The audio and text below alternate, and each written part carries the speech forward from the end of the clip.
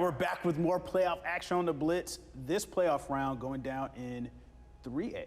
Oh, that's right, Joe. McGee at home, and this one against Jefferson County. Now let's head out to McGee, Mississippi, where the Trojans were taking on the Tigers of Jefferson County High School, and we're going to pick it up in the first quarter, and it's going to be McGee's quarterback, Kendall Middleton.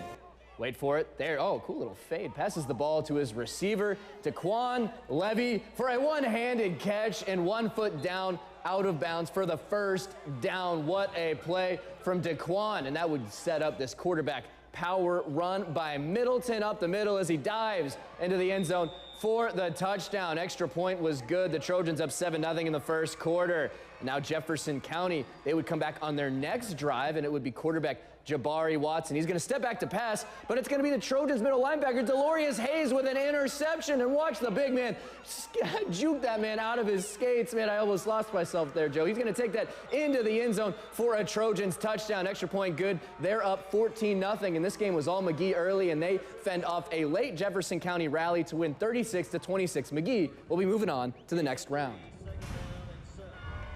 Now let's head out to Mendenhall, Mississippi, where it's a Week 1 rematch between the Columbia Wildcats and the Mendenhall Tigers. The Wildcats beat the Tigers last time, and their scoreboard, they had some clock issues in this game, so the refs had to manually count. Mendenhall was up 7-6 at halftime, and we're going to pick it up in the third quarter, and that's where the Wildcats quarterback, he's going to hand it off to his running back, who's going to juke the defender and hit the turbo boost all the way for the touchdown. The 2-point conversion was no good, though, so Wildcats take a modest 12-7 lead. Next Tigers possession, Titan James. He's going to take it this time on his quarterback keeper up the middle until he's tackled by Wildcats linebacker Isaiah Foxworth for a loss. Big play on the defensive side of the ball. On fourth down, Mendenhall's punter Sam Smith. He's going to catch the snap, but his knee was going to be down. This is kind of a wacky play. Look at that. That's a dead ball. Dead ball. A lot of weird punter plays here tonight, Joe. So that's a turnover for the Tigers. Now we're going to go back to the Wildcats drive on their next possession. After we hear some of the fans, there you go, getting into it.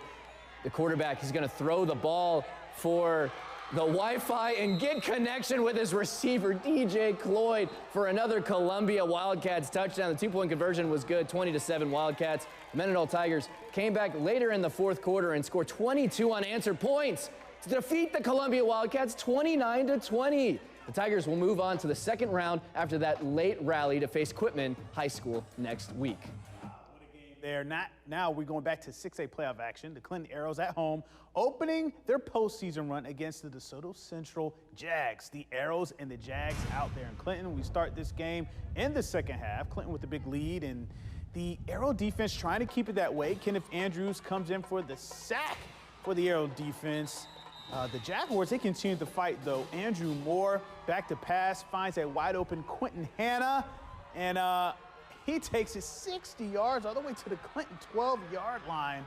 And then the very next play, that pair would connect again, and Hanna would score on the quick pass.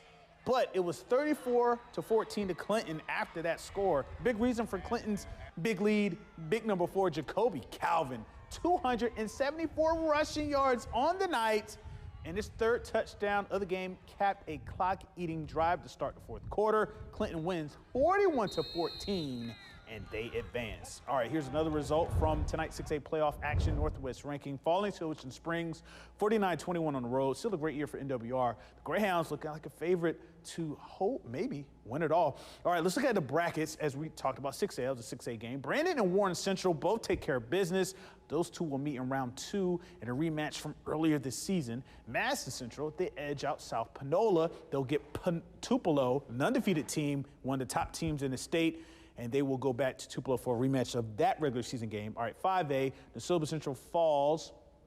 Holmes County Central falls to DeSoto Central while they get a big win over Columbus as well. And that means the Rockets get West Point in round 2. And we have a district rematch, Vicksburg and Callaway both getting big wins. They're going to meet in round 2. And in 3A, McGee's fast start powers them to round 2. They're going to play Hazelhurst in the quarterfinals. And finally in 2A, Velma Jackson wins a dogfight 14-7, and they advance to the quarters to play Lake. So a lot of our local teams winning and advancing tonight. All right, get ready for the best plays of the night. The high five, the top 5 plays of the night coming up next on The Blitz.